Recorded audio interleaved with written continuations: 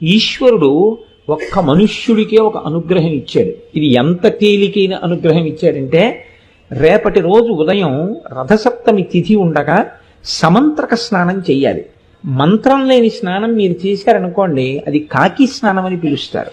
దానివల్ల ప్రయోజనం ఏమి ఉండదు. జిల్లేడాకులు రేగుపళ్ళు తల మీద పెట్టుకుని నేను పోసుకున్నానండి అన్నారనుకోండి, దానికి ఏం ఉపయోగం ఉండదు. సమంత్రకమే చేయవలసి ఉంటుంది స్నానాన్ని. దాన్ని మంత్రస్వరూపాన్ని ఏం చేస్తారంటే, అందరికీ అందుబాటులోకి తీసుకురావడం కోసం మంత్రం అంటే అంగన్యాస కరన్యాసాలు ఉండాలి, ఒక ఉపదేశం ఉండాలి.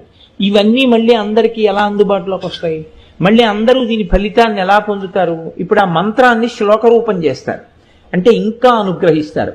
ఇప్పుడు మీరు ఆ శ్లోకం చెప్పిన తరువాత రేగుపళ్ళు జిల్లేడు పళ్ళు తల మీద పెట్టుకుని అప్పుడు నీళ్లు పోసుకుంటే అవి జారి కింద పడిపోతాయి.